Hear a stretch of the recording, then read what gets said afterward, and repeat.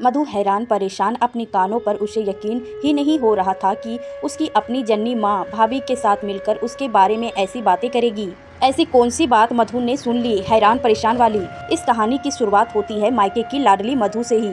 3 भाई बहनों में से सबसे छोटी मधु, इसीलिए सबकी लाडली दिन भर चहकती रहती थी चिड़ियों की तरह, और दोनों बड़े भाइयों से अपनी बातें मनवाती रहती थी, अपने माँ पापा रघुवर और जानकी जी के जैसे वह जान ही थी।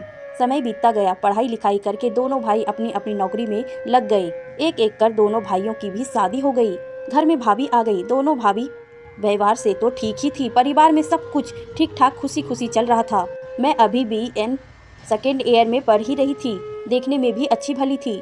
जो भी रिश्तेदार आते सब यही कहते कि अब मधु के लिए रिश्ता देखिए। पापा कहते कि BA कंप्लीट कर लेगी तब। क्या रघुवर जी, आप भी ज़्यादा पढ़ लिख कर करेगी, घर ही तो संभालना है ससुराल जाकर। ऐसा कैसे आप बोल दिए श्याम बाबू, आजकल जमाना बिना पढ़े लिखे गुजारे का नहीं है। लड़की पढ़ी लिखी रहेगी, कभी ऊंच नीच कुछ हो जाए उसके विपत्ति का श्रृंगार बनेगी। यह पढ़ाई वैसे आपकी जो मर्जी। रघुवर बाबू, मुझे कहना था सो मैंने कह दिया। पुनः अरे रघुवर जी, लड़का देखने में भी तो समय लगेगा, देखते देखते ये दिन कैसे बीत जाएगा पता भी नहीं चलेगा। आपको पापा थोड़ा रुक कर, हाँ यह भी सही कह रहे हैं, मुझे सोचना चाहिए मधु की शादी के बारे में। इधर मधु की शादी के बात सुनकर थोड़ा सहम सी जाती हैं। अभी भी लोग ससुराल के माहौल को बहुत ही डरनुमा बताते हैं, सहज नहीं। सभी हर बात में कहते ससुराल जाएगी तो सीख जाएगी, इसीलिए मधु को ससुराल के नाम से डर लगने लगा था। 2 साल बाद बेहतर रिजल्ट के बाद BA पूरा हो गया मधु का। कई जगह जाने के बाद मधु के लिए एक अच्छे वर की तलाश रघुवर जी की संपन्न हुई। आज हमारी मधु की शादी है। मयंक बाबू के साथ पैसों से बैंक मैनेजर हैं। उनके पिता सुंदर सुमन जी शिक्षक हैं। 2 छोटी बहनें हैं। मयंक जी की कुल मिलाकर सुखी संपन्न परिवार मिल रहा है।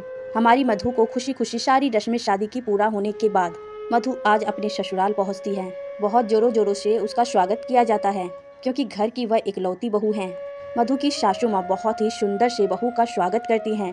सारी रस्में ससुराल की होने के बाद बहू को अपने कमरे में ले जाते हुए मयंक की माँ रेवती जी कहती हैं, मधु कोई भी दिक्कत हो तो बेझिझक मुझे कहना, मैं तुम्हारी माँ समान नहीं माँ हूँ।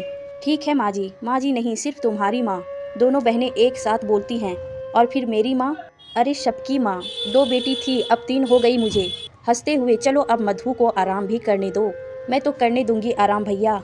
करने देंगे तब तो खिंचाई करते हुए मधु को हैरत हो रही थी कि यह सिर्फ मेरी सासू माँ का दिखावा था या फिर सच में मयंक जी की माँ ऐसी हैं।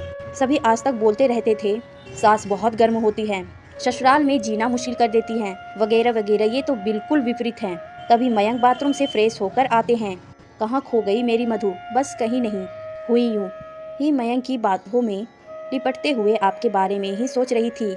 क्या अभी नहीं बताऊंगी, सो जाइए। दोनों सो जाते हैं।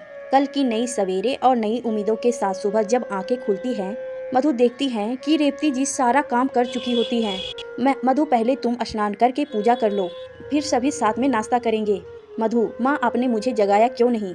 कुछ काम में हाथ बटा देती मैं। अरे बेटा, अभी तुम्हारे मेहंदी के रंग हैं, इसे आराम से रहने दो। ये रंग जितना लंबा चलेगा तुम लोगों का जीवन उतना ही सुखी रहेगा। मैं हूँ ना अभी, और कौन सा कहती हूँ कि तुमको नहीं करना है मेरे बुढ़ापे का, तुम ही तो बनोगी। 2-4 दिन इसी तरह बीत गए। मधु, मुझे मम्मी के यहाँ जाना है। कोई बात नहीं, रेवती जी ने कहा। मयंक, मधु को जाओ मम्मी के यहाँ से घुमा लाओ। ठीक है माँ। जब मधु अपनी मम्मी के यहाँ जाती हो तो 1 सप्ताह 2 सप्ताह रुक जाती हैं। यह बातें सुंदर सुमन जी को अच्छी नहीं लगती। हमेशा कहती कि आप बहू को सर चढ़ा दिए हैं। बेटी कहकर शादी के बाद इतना कोई मायके में जाता है क्या? रेवती जी कहती, अभी बच्ची हैं, ना समझ है, जब बाल बच्चे होंगे तो खुद ही जिम्मेदारी का एहसास होगा। थोड़े दिन में समझदारी आ जाएगी कि ससुराल ही उसका अपना घर है। अभी तो मैं हूँ ना घर देखने के लिए, बच्ची है, जाने दीजिए। धीरे धीरे समय बीत गया। 15 साल बाद 2 बच्चे की माँ बन गई मधु। फिर भी उसका आदत नहीं छूटा मायके जाने वाला। जब मन हो तब कोई बहाना बनाकर मायके चली जाती, बच्चे को अपनी माँ यानी रेवती जी पर छोड़ देती।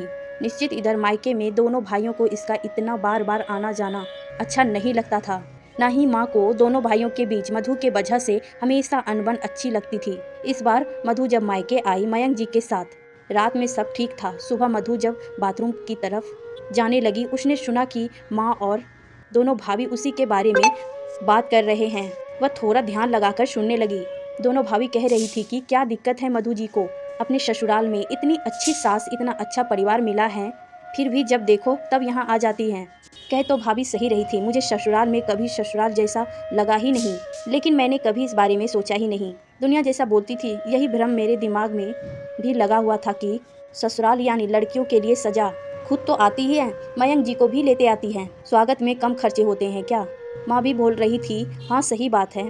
इस वक्त तुम दोनों झगड़ा मत करो, मैं मधु से बात करूंगी। तभी मधु माँ से लिपटते हुए, आज के बाद मैं बिना किसी ओकेजन कभी नहीं आऊँगी, यही मेरा फैसला है, यही सही है माँ। मधु की आंखों से आंसू जैसे रुकने का नाम ही नहीं ले रही थी। नम आंखों से ही तुरंत वह मयंक जी के साथ अपने ससुराल पहुंच जाती हैं। रेवती से लिपटकर फूट फूट कर रोने लगती हैं और कहती हैं, मेरा मायका छूट गया।